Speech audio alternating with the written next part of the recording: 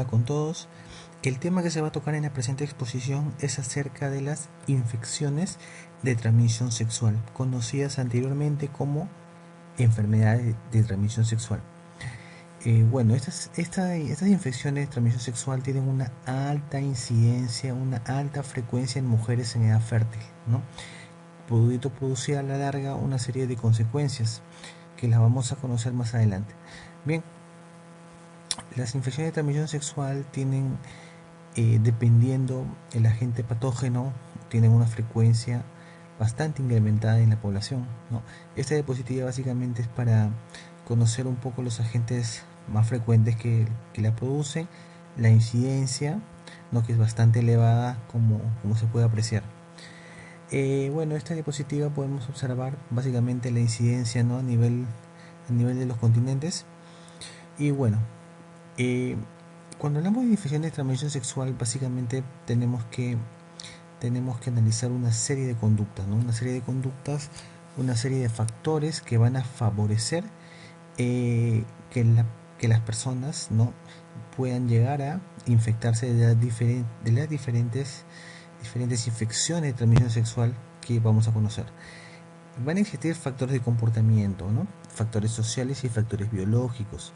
Cuando hablamos de factores de comportamiento que influyen en las infecciones de transmisión sexual, básicamente hablamos de eh, los, la cantidad de parejas sexuales, ¿no? Mientras una mujer tenga mayor cantidad de parejas sexuales, el riesgo de infección sexual eh, va a verse incrementado, ¿no? No usar protección, el no usar un preservativo, una barrera mecánica, también va a producir, ¿no?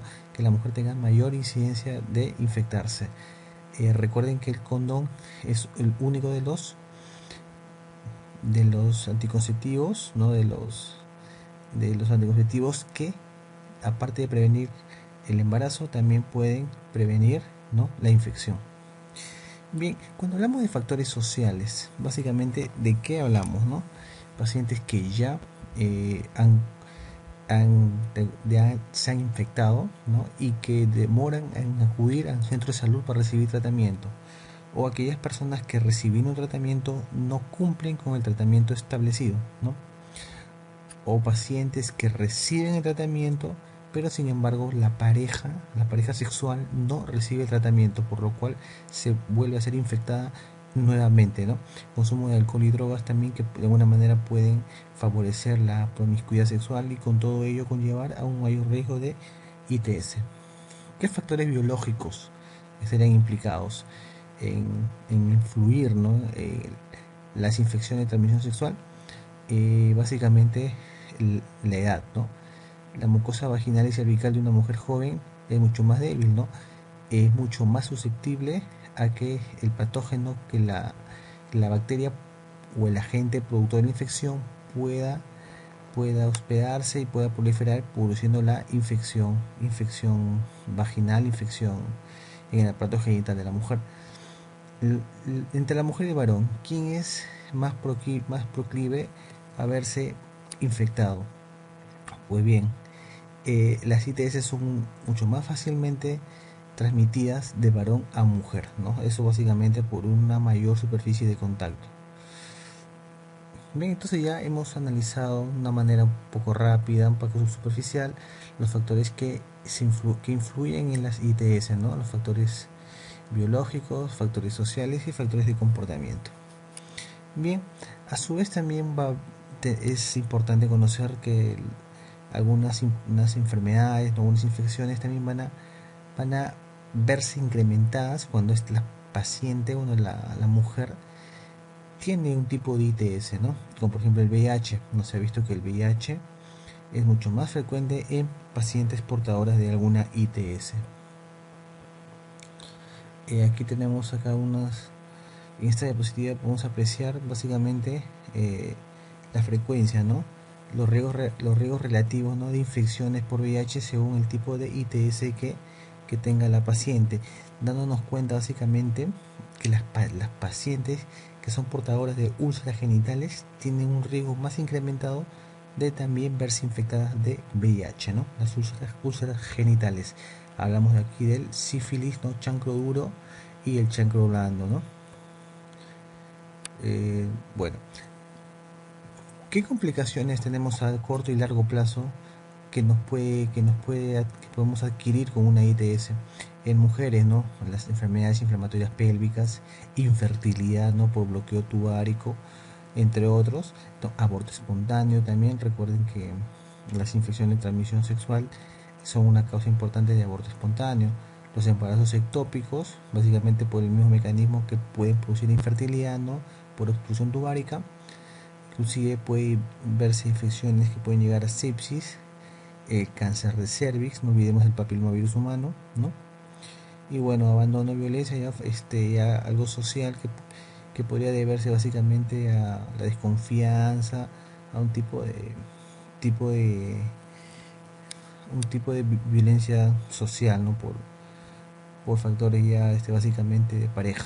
Bueno, en varones la infertilidad, estrechez uretral y compromiso prostático no está descrito, no como consecuencias debidas a las ITS, ¿no? En neonatos, ¿no? Infecciones conjuntivales, ¿no? Malformaciones también, inclusive óbitos también se han descrito como una consecuencia por una ITS, ¿no? Entonces es importante que conozcan esto porque también es preguntado con bastante frecuencia.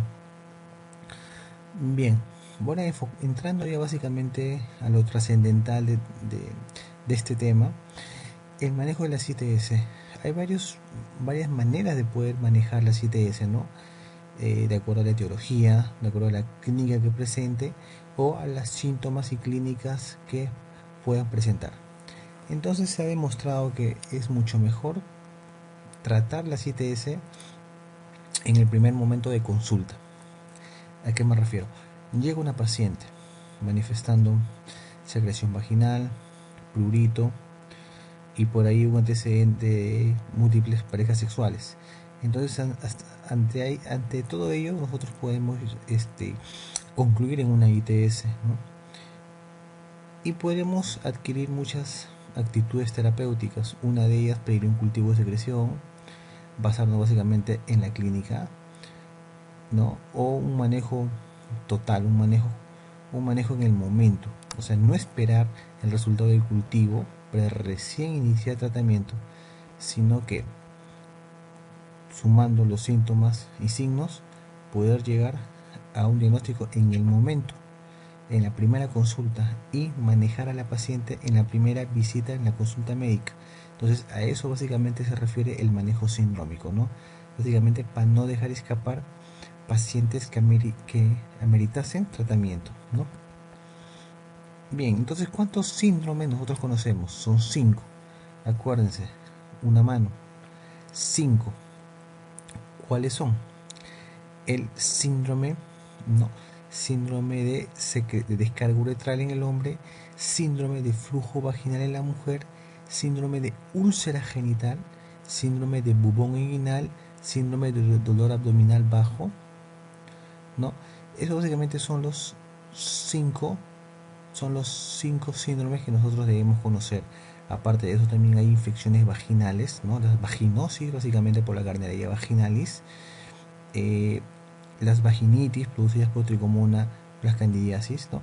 Pero muchos de ellas no son considerados como ITS. Recuerden que de esas vaginosis o vulvovaginitis, la única que es considerada como una ITS es la tricomona, ¿no? Ni la candidiasis, ni la Gardnerella, ni la micoplasma es considerado una ITS, pero sí la tricomona. Bueno, eso como un tema aparte. Entonces, enfocándonos en estos 5 grandes síndromes, básicamente los agentes patógenos que producen el síndrome de descarga uretral en el hombre y el síndrome de flujo vaginal en la mujer son los mismos: Clamidia trachomatis y el gonococo. Por lo que el tratamiento es básicamente lo mismo, ¿no? Una combinación de antibióticos, ¿no? La doxiciclina, ¿no? Más el ciprofloxacino o acitromicina. Eso lo vamos a ver más adelante. Síndrome de úlcera genital. Tenemos 2 posibilidades aquí. Tenemos 3 posibilidades cuando hablamos de síndrome de úlcera genital. La adquirida por la sífilis, ¿no? El treponema pallidum, que es una úlcera dura, cartilaginosa, limpia, indolora. Tenemos la úlcera por el Haemophilus ducreyi, ¿no? Es el chancro blando, una consistencia, una apariencia más sucia, bordes irregulares y doloroso, acompañado muy frecuentemente de un bubón inguinal. O el herpes, ¿no? Infección por herpes tipo 2, que también producen lesiones vesiculosas que pueden llegar a ulcerarse, ¿no? Y producir este síndrome de úlcera genital. También está descrito en infecciones por los moluscos, ¿no? Por el poxivirus, que también pueden dar esa apariencia de úlcera genital. Eso es básicamente lo que yo les comentaba, ¿no? Cuando vemos una lesión ulcerosa a nivel de los genitales, la cual también puede presentarse a nivel anal o a nivel de la boca, dependiendo de la zona de inoculación, ¿no? del parásito, ¿no? Del agente patógeno. Entonces, si la lesión es básicamente ulcerosa, a la clínica podemos distinguir si es dolorosa o no dolorosa. Si concluimos que es una lesión dolorosa, tenemos que ver dos posibilidades, ¿no? Lo que le decía, chancroide, producido por el Haemophilus ducreyi, o si eso sí presenta ganglio, un ganglio en la región inguinal, podemos pensar en el chancroide por Haemophilus ducreyi. Sin embargo, si es una úlcera dolorosa, pero que se acompaña de un ganglio genital, pensamos en un linfogranuloma venéreo, ¿no? Que es producida por el Chlamydia trachomatis, ¿no? Pero sí es una úlcera dolorosa, pero no suele acompañarse de un ganglio inguinal, hablamos del chancroide, ¿no? O chancro blando, ¿no? Recuerden esa diferencia que suelen preguntarse con mucha frecuencia, la diferencia entre una úlcera producida por el chancroide y una úlcera producida por la sífilis. La úlcera producida por la sífilis es una úlcera limpia aparentemente, ¿no? De bordes duros, ¿no? Y durados, cartilaginosa, limpia y no dolorosa. Ante eso estamos hablando de una infección producida por la Espiroqueta treponema pallidum, ¿no? Y básicamente el tratamiento va a variar. El antibiótico que vamos a utilizar para la sífilis, ¿no? Básicamente penicilina benzatínica, distinta a la que vamos a utilizar para el chancroide producida por el Haemophilus ducreyi, ¿no? Cuyo antibiótico básicamente de elección es la doxiciclina. Bien, pero sí, el examen físico lo que uno aprecia no es una úlcera, sino básicamente son lesiones vesiculares múltiples, pequeñas y dolorosas. Estamos hablando del herpes genital, ¿no? Y aquí tratamiento básicamente, ¿no? Antivirales, ¿no? Como el aciclovir, ¿no? Por ejemplo. Bien, la sífilis, ¿no? Hablemos un poco de lo que es la sífilis, puntos claves, básicamente para fines del examen. La lesión primaria aparece en la zona de inoculación, pudiendo ser en el hombre, ¿no? En la región del pene, testículos, en la mujer, la región anal, región vaginal, ¿no? Está en el cervix, también puede aparecer. La lesión primaria va a ser el chancro de Hunter, conocido, o chancro duro, como se le conoce, ¿no? a la lesión ulcerosa de la sífilis. Aquí se describe las características que ya les mencioné. Tiempo de incubación aproximadamente 3 semanas, es un promedio.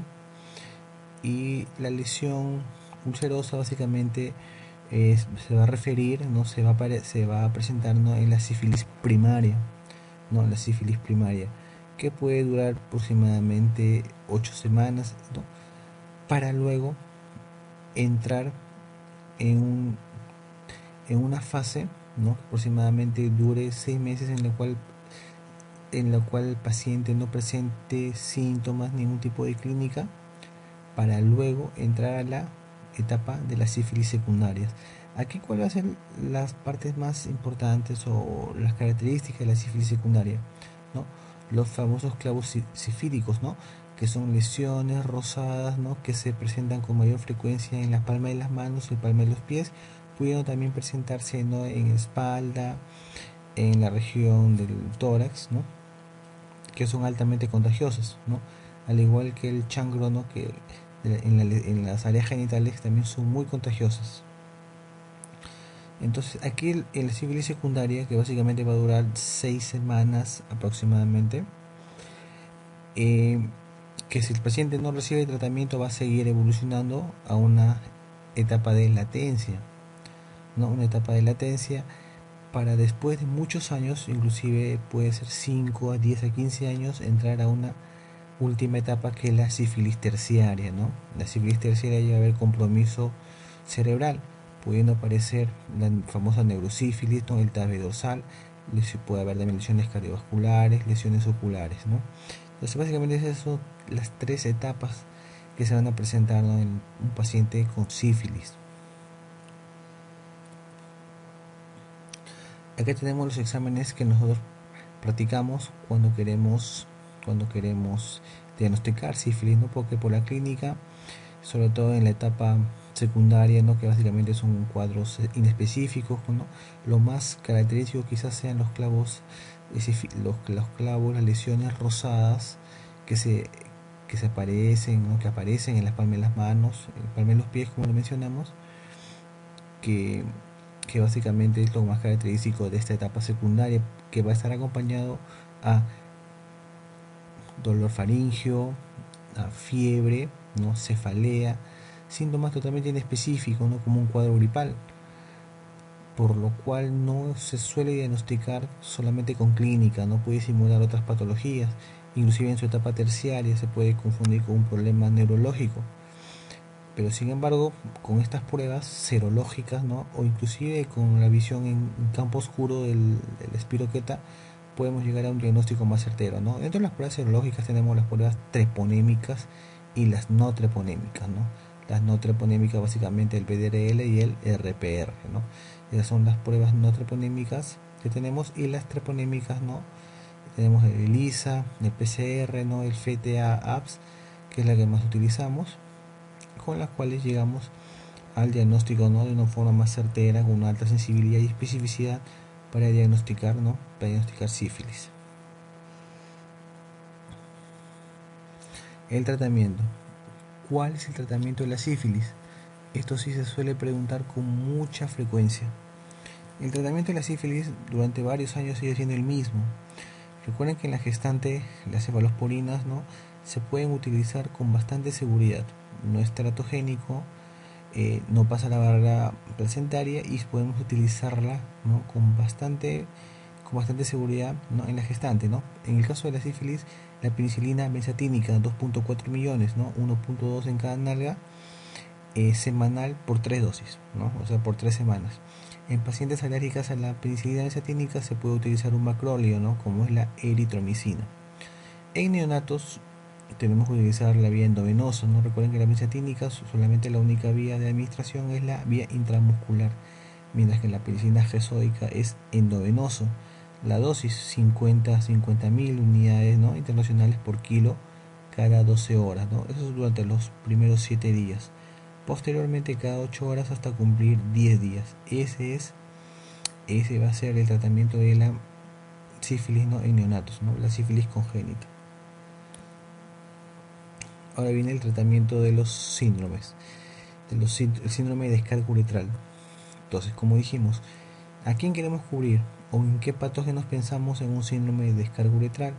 Básicamente en clamidia trachomatis y gonococo. Entonces aquí vamos a administrar dos antibióticos, ¿no? El ciprofloxacino, 500 miligramos, dosis única, ¿no? Vía oral, dosis única, y eso le vamos a agregar acitromicina o doxiciclina, ¿no? Ciprofloxacino sabemos que es una fluoroquinolona que va muy bien contra el gonococo, ¿no? Nosotros cuando administramos ciprofloxacino, básicamente nuestro enfoque es, ¿no? Eliminar el gonococo. Otra alternativa al ciprofloxacino puede ser el ceftriaxona. Bien, y a eso le vamos a adicionar un antibiótico que vaya bien a nivel intracelular, que vaya bien contra la clamidia trachomatis. Y para ello nosotros administramos acitromicina 1 gramo vía oral dosis única o doxiciclina 100 miligramos vía oral cada 12 horas por un lapso de 7 días. Para el tratamiento del síndrome de bubón inguinal, ¿en quién pensamos? En la clamidia trachomatis. Para ello utilizamos esta tetraciclina, ¿no? La doxiciclina a dosis de 100 miligramos bioral cada 12 horas, pero ya no por un lapso de 7 días, sino ampliamos a un lapso no menor de 21 días. Pacientes con síndrome de flujo vaginal. Aquí también tenemos que pensar en los mismos patógenos que en el síndrome de descarga uretral, por lo que el esquema antibiótico es el mismo, ¿no?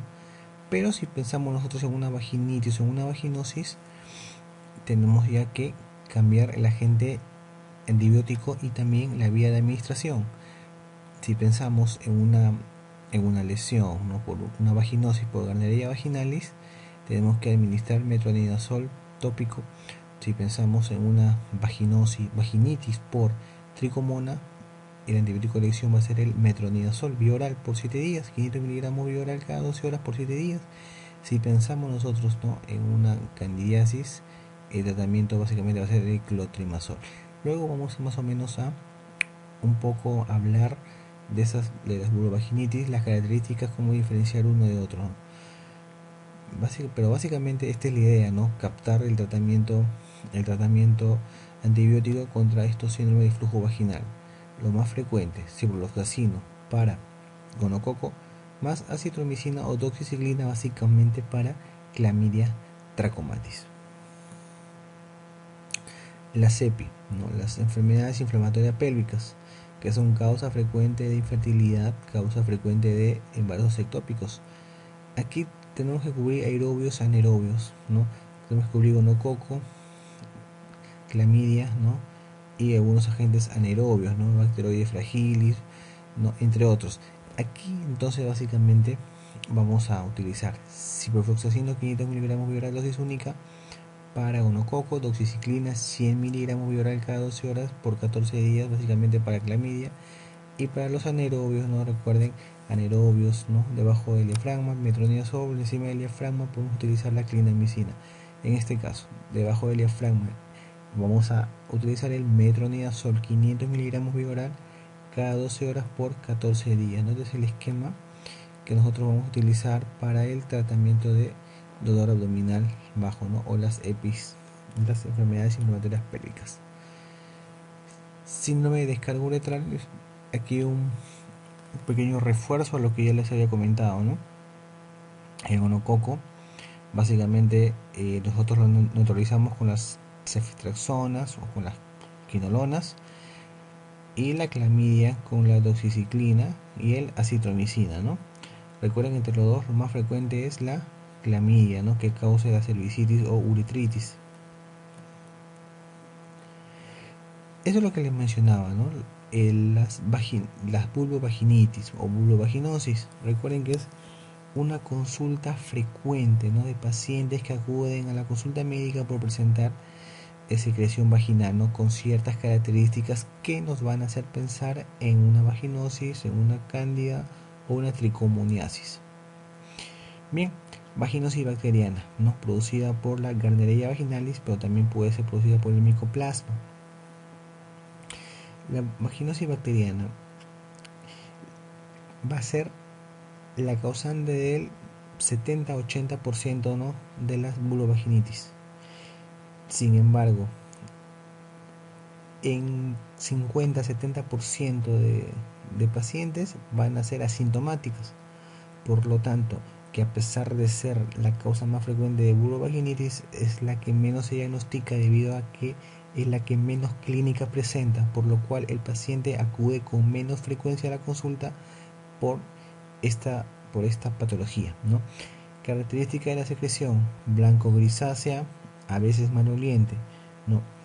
Diagnóstico: básicamente el diagnóstico se puede observar, ¿no? Se puede observar que van a haber situaciones que van a producir una alteración en el pH, ¿no?, lo cual va a favorecer la aparición de esta vaginosis bacteriana, ¿no? Por lo cual en esta patología el pH se va a encontrar incrementado, 4.5. ¿Y qué contextos, qué circunstancias podrían producir que la aparición de la vaginosis, ¿no?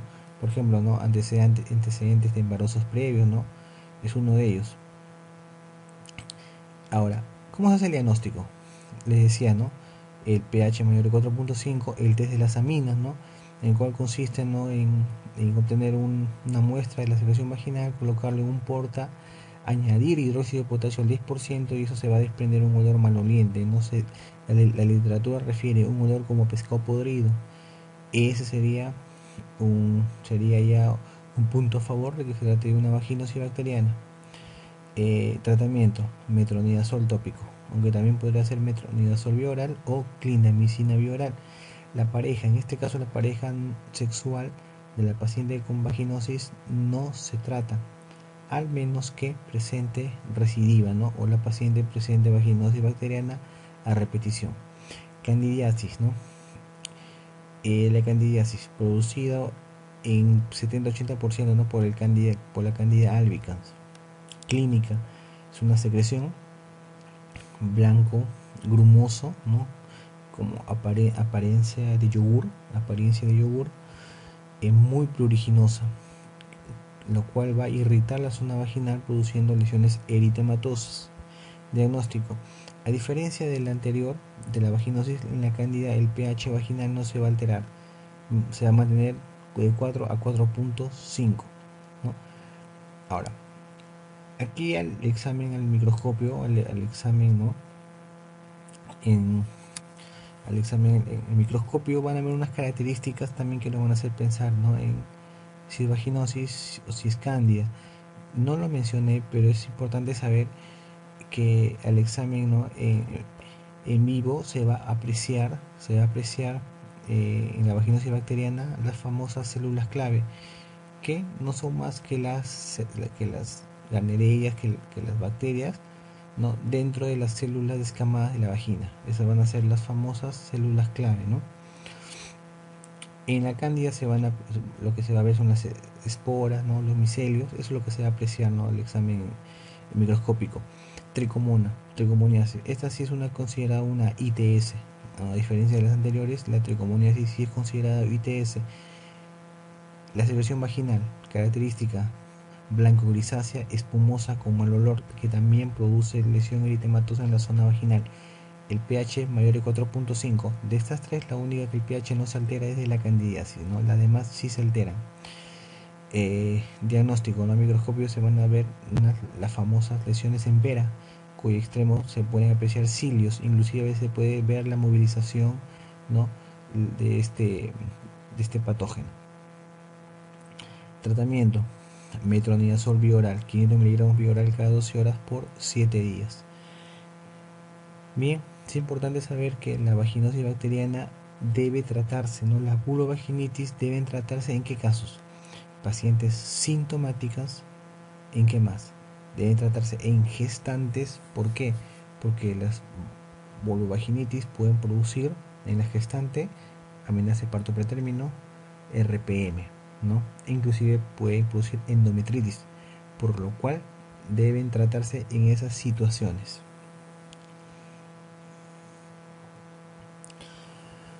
Muy bien, ahora comenzamos a responder preguntas, ¿no? Respecto al tema tratado. La primera pregunta, ¿el test de las aminas se utiliza para diagnosticar? Nos pone vaginosis bacteriana. Recuerden que la vaginosis bacteriana es producida por la Gardnerella vaginalis, ¿no? Cuyo diagnóstico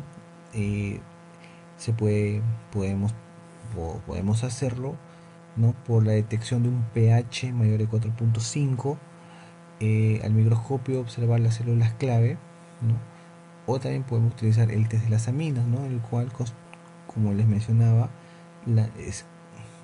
básicamente es la adición, ¿no? De hidróxido de potasio al 10% en una muestra de secreción vaginal, el cual va a emitir un olor fétido, ¿no? Entonces aquí la clave es la A, vaginosis bacteriana, ¿no? Es la respuesta a esta pregunta. La siguiente pregunta. En una gestante de 20 semanas con vaginosis bacteriana, ¿el tratamiento recomendado es gentamicina intramuscular? No, gentamicina, no, como sabemos, es una categoría C de la FDA, no se debería dar en la gestación, porque puede producir lesiones renales, ¿no? También es ototóxico, puede producir también oligohidramnios, por lo cual no se debería dar. Sin embargo, a partir de las 28 semanas se puede dar teniendo las precauciones del caso. No. La vaginosis bacteriana dijimos que el tratamiento de elección es metronidazol tópico o metronidazol vía oral. La clave aquí es la letra A. Paciente con prurito vulvar, ¿no? O sea, picor, que al examen ginecológico se encuentra secreción blanquecina maloliente, cuello uterino con punteado rojizo como fresas. La infección vaginal sería causada por... Aquí esta característica no lo mencioné anteriormente, lo voy a reforzar ahora. En las tricomoniasis se van a apreciar un punteado hemorrágico subepitelial, ¿no? A nivel cervical, a nivel vaginal, que son las famosas lesiones en fresa, que es bien característico de la tricomona vaginalis, ¿no? Aquí la respuesta es la B, ¿no? Es importante saber eso porque se ha preguntado con mucha frecuencia, ¿no? Entonces, tener en cuenta ello. ¿Cuál es el tratamiento de elección de la vaginosis bacteriana? Ya lo repetimos, ¿no? Hasta el cansancio. Es el metronidazol tópico. También puede ser vía oral o la clindamicina oral o tópica. ¿En cuál de las siguientes patologías no se incrementa el VIH? ¿No? Acuérdense, candidiasis se mantiene neutro, se mantiene el pH de 4, 4.5, ¿no? No se ve alterado, a diferencia de las demás infecciones vaginales. ¿Cuál de los siguientes no es un factor asociado a candidiasis? Todo aquel factor que curse con hiperestrogenismo o baje la defensa de la paciente va a ser un factor asociado a candidiasis. ¿Y cuáles son ellos? La gestación, ¿no? Es una situación de inmunodepresión. La diabetes también es una situación de inmunodepresión. Como sabemos, los corticoides también inmunodeprimen a la paciente. Los antibióticos de amplio espectro también tienen esa característica, ¿no? De inmunodeprimir a la paciente. Por lo cual la clave aquí es la A, la hemorragia intermenstrual no tendría nada que ver. Ahora, aquí también les voy a mencionar que en los periodos periovulatorios habría una alteración del pH, lo cual favorecería las infecciones por vaginosis, no por Gardnerella vaginalis y por tricomona. El antibiótico de elección en una mujer de 32 años con cervicitis mucopurulenta y PCR positiva para clamidia trachomatis es, les comenté, clamidia trachomatis, acitromicina o doxiciclina. Aquí tenemos las dos, la clave A y la clave C. Sin embargo, aquí tenemos que tener en cuenta la dosis. Doxiciclina 200 miligramos vía oral monodosis, esa no es la indicación. Sería 500 miligramos, no, perdón, sería 100 miligramos vía oral cada 12, ¿no? Por un lapso de 7 días o 21 días dependiendo. En cambio, la citromicina sí, la dosis es 1 gramo vía oral, ¿no? Repasemos los esquemas que les coloqué, que les puse, porque es el actual esquema de tratamiento de las ITS, ¿no? Entonces aquí es acitromicina 1 gramo vía oral, monodosis. ¿Cuáles son los factores predisponentes para candidiasis vaginal? Les comenté todo aquello que produzca inmunodepresión. El embarazo produce inmunodepresión. Todas aquellas situaciones que produzcan aumento del estrógeno, uso de anticonceptivos orales, ese produce estados hiperestrogénicos. La diabetes inmunodeprime. Uso de antimicrobianos de amplio espectro, barre la flora saprofítica natural vaginal. Entonces aquí la clave es la E, ¿no? Todas las anteriores predisponen a la candidiasis. La presencia en la vulva de vesículas agrupadas y úlcera pequeña orienta el diagnóstico de vesículas herpes tipo 2, ¿no? Herpes genital tipo 2. Eso ni hablar. Cuando ustedes vean vesículas, ¿no? en la región bucal, en la región vaginal, tenemos que pensar en herpes, ¿no? En la boca, ¿no? Herpes tipo 1 y abajo, y la región genital, herpes tipo 2, ¿no? El tratamiento de elección para la tricomoniasis es clindamicina o metronidazol, ¿no? En este caso la clave que está presente es el metronidazol. Esa es la de elección, tratamiento de elección para la tricomoniasis, que es la única de las vulvovaginitis que es considerado ITS. En la vaginosis bacteriana, señale usted lo falso, dice, el pH superior a 4.5 verdadero, test de aminas positivo verdadero, pH inferior a 4.4 falso, ¿no? Células indicadoras guía o clave, ¿no? Verdadero. Secreción blanquecina grisácea, verdadero. Aquí inclusive sin saber mucho de esto, puedes darte cuenta que la clave está entre la A o la C, ¿no? No pueden ser obviamente las dos, ¿no? Porque una elimina a la otra. Entonces, por ahí también sería fácil llegar a la clave en esta respuesta. De las siguientes infecciones de transmisión sexual, ¿cuál pertenece al síndrome de úlcera genital? En los esquemas que les coloqué anteriormente también es bien especificado, ¿no? El chancroide, ¿no? O chancro blando por el Haemophilus ducreyi. Ese está dentro de las úlceras genitales. Las demás están dentro del síndrome de descarga uretral o en el condiloma acuminado, que producido básicamente por el papilomavirus humano, ¿no? El tipo 6 y tipo 11. La infección monocócica no complicada del tratamiento actual es, recuerden nuevamente, cipro para gonococo, ácido hidroxi para clamidia, ¿no? Entonces aquí la respuesta es la C, ¿no? Ciprofloxacino.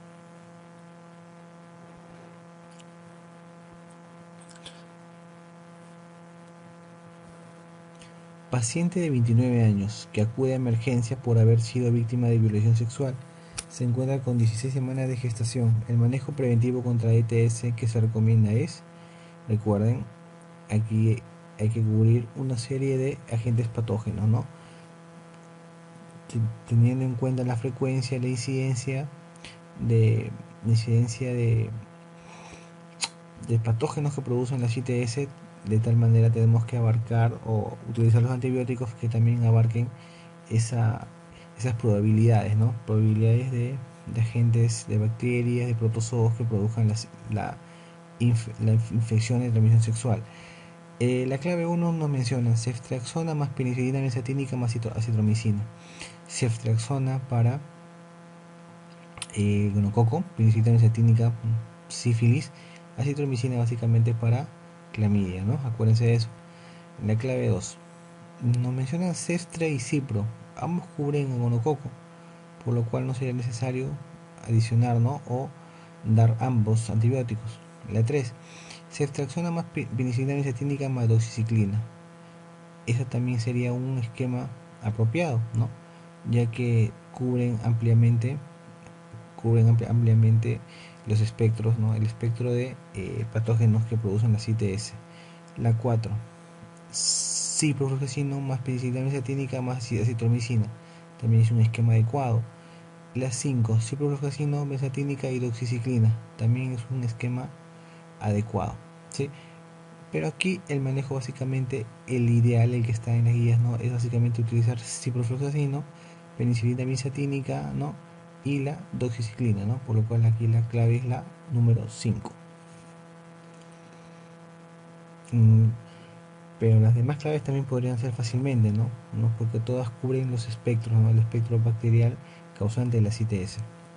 Otra pregunta. Señala la alternativa correcta con respecto a las infecciones de transmisión sexual que cursan con úlcera genital.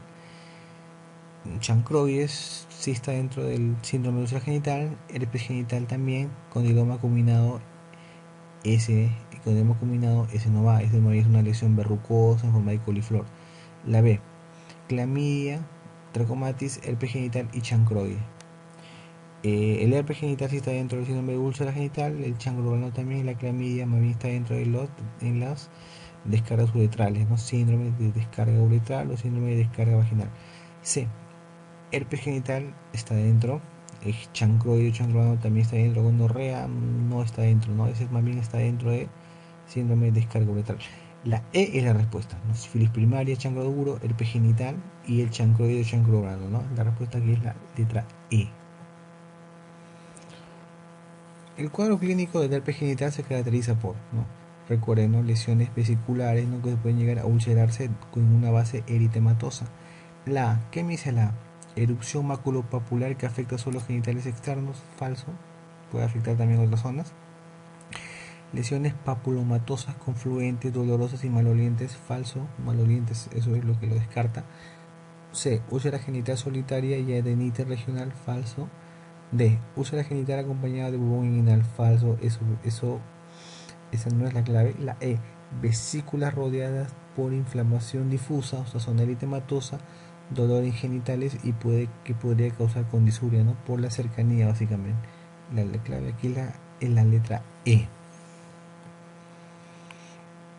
Mujer de 38 años con flujo vaginal moderado, maloliente, sin prurito, con pH 5.6, o sea, incrementado, presencia de células clave y prueba de hidróxido potasio o de las aminas positivo. La clave aquí es, sin necesidad de analizar además, esto, Gardnerella vaginalis, es la vaginosis bacteriana. La clave es la letra A. Mujer de 26 años, usuaria de DIU, hace 4 años, flujo vaginal abundante, grisáceo y mal olor, tacto vaginal, dolor intenso, la movilización de cervix y útero. ¿Cuál es el diagnóstico?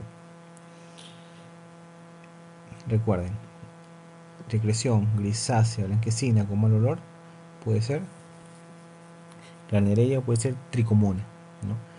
El DIU, me olvidé mencionar, el DIU va a ser un factor también favorecedor para la vaginosis bacteriana.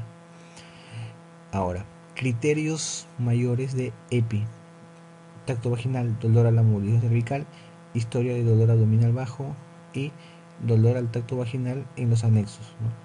Aquí, bien claro, nos dicen que el examen físico, dolor intenso a la movilización de cervix. Aquí el diagnóstico es una enfermedad inflamatoria pélvica por Gardnerella vaginalis, ¿no? Pero aquí hay algo importante analizar cada uno de los datos que te dan, ¿no? Desde la edad de la paciente, ¿no? El usuario, lo que te menciona que es usuaria de DIU, por lo cual yo más o menos me guío que puede tratarse de una Gardnerella, no de una vaginosis, porque es un factor favorecedor. Flujo vaginal abundante, grisáceo y mal olor, hasta ahí todo me da para una vaginosis.